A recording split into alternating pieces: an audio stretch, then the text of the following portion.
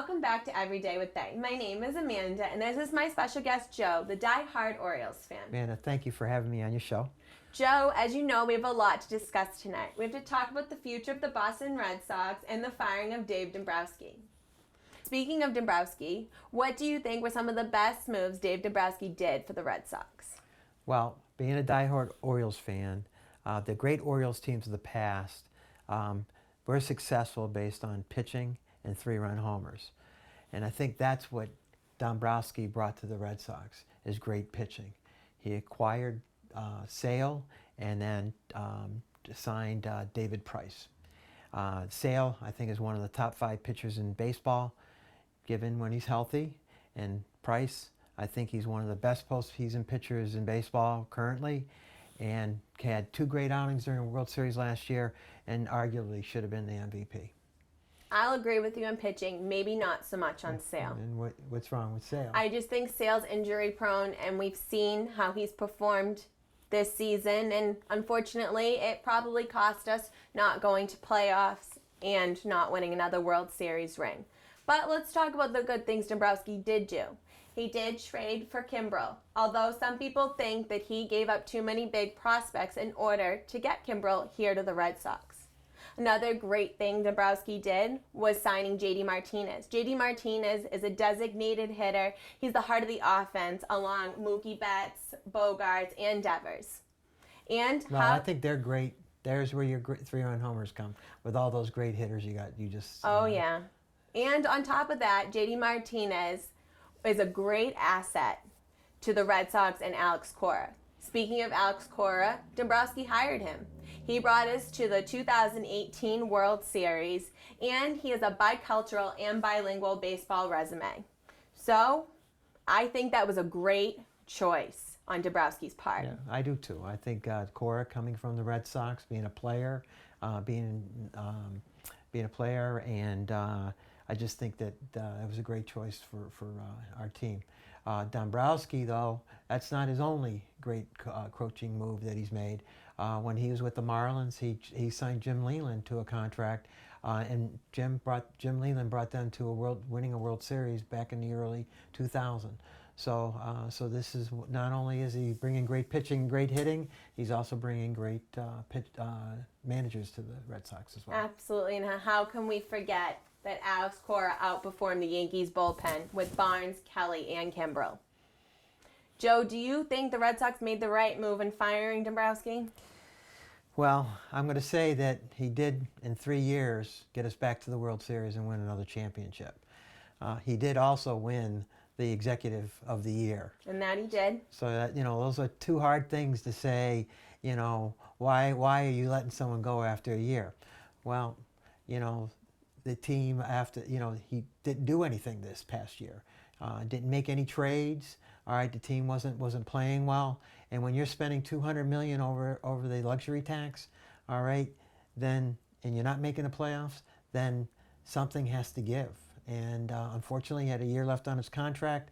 And if you're going to try to do rebuilding, which the Red Sox are talking about, then you need to get rid of the general manager. You need to get rid of him quickly, so that the new general manager can come in and start rebuilding this team. All right, because that general manager is going to have to live with his decisions, not with Dave's decisions.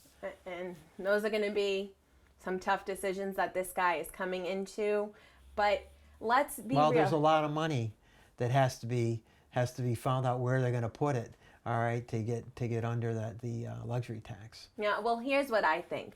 The reliever market, nothing was done. And guess what? That was Dombrowski's biggest downfall. On top of that, he had a lot of moves that backfired on him.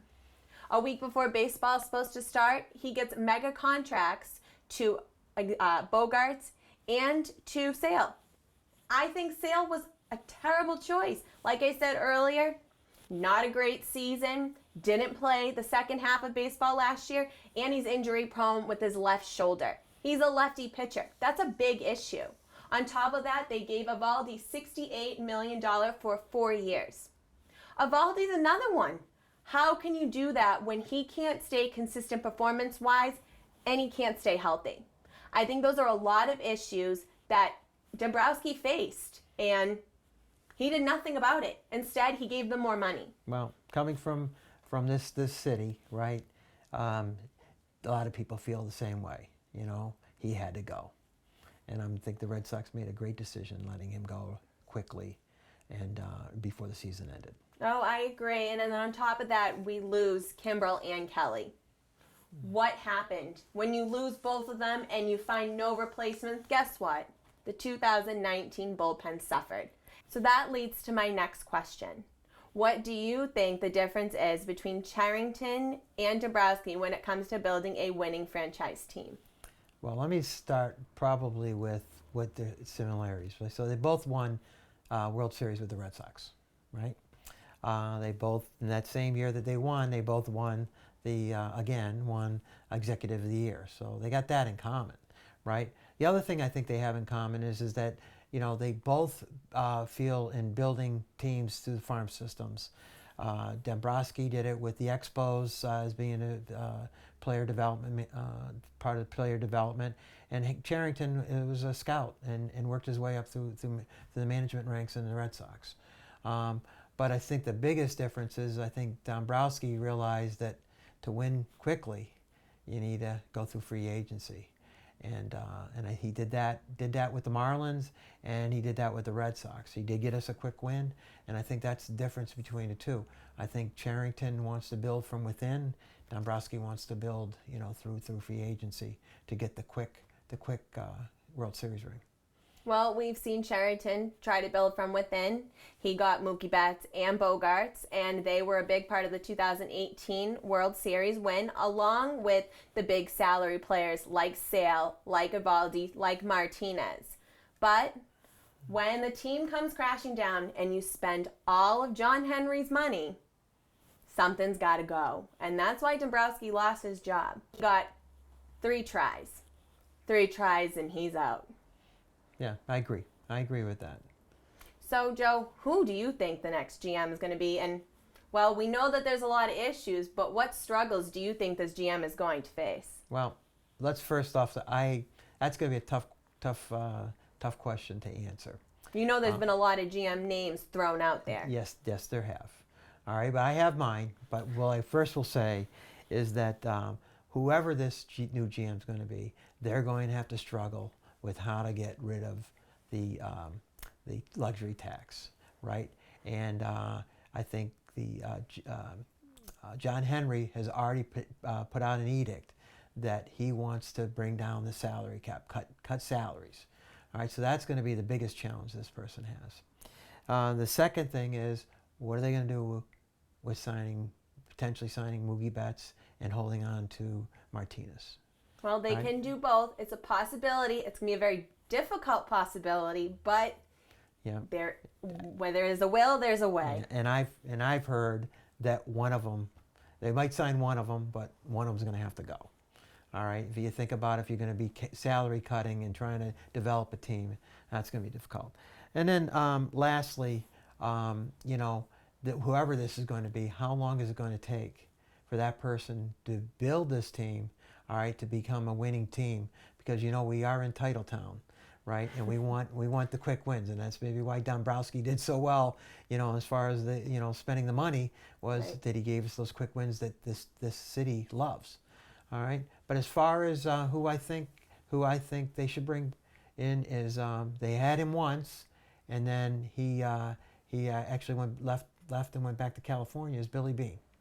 He's a guy that builds from within, builds a farm system, reviews stats, just like Cherington. All right, they're all disciples, you know, of Billy Beane, you know, with Epstein and Cherington. And I think if they bring him into the Red Sox, maybe he might reconsider and build this team like he would have done, you know, about 10 years ago.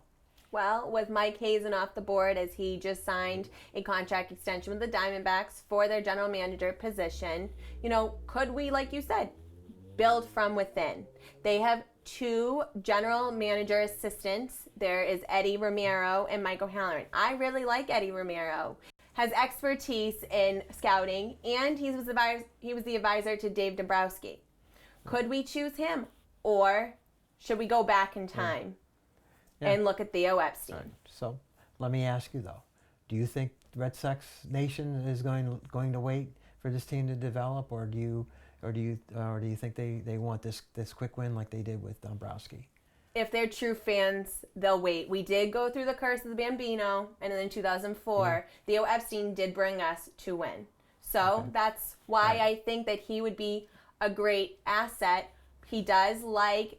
So is that your choice? Who's your choice? I would choose Theo Epstein. Like I said, I also like Eddie Romero. Okay. But why do you like Epstein? What do you? He's already been here. He likes decade-long challenges, and I think the Red Sox might be a decade-long challenge. But he's already a VP, though, or VP of operations, CEO. What can the Red Sox offer him higher than that? Well, Lupino's stepping down. That's true. And he could get that position of president and CEO, although I think it's going to take more than a title. It's going to take a piece of the team. I mean, we have a lot of issues going into this next season. Are we signing Mookie Betts? Are we trading him? Is JD Martinez going to opt out of his contract? We'll know 5 days after the World Series. Another issue is $400 million is tied up in 3 pitchers. Sale, Eovaldi, and Price. And we have to trust 3 of our pitching starters. Can we trust Sale? Can we trust Rodriguez? Can we trust Price? I'm really not sure because Sale, he lacks in strikeouts. Rodriguez, he lets up home runs. And then on top of that, Price, hard-hitting numbers are going up. So you know what? Whatever way we look at it, this next GM has a lot of issues ahead of him. And the future of the Red Sox, well, we'll find out probably in this off season into the summer of what they're going to do. So Billy Bean it is. It could be. And hey, Theo Epstein. Yes. You never know. Okay. Thank you, Joe, for talking about the Red Sox. It's been a real pleasure being on your show, Amanda. Tune in next time to Every Day with They.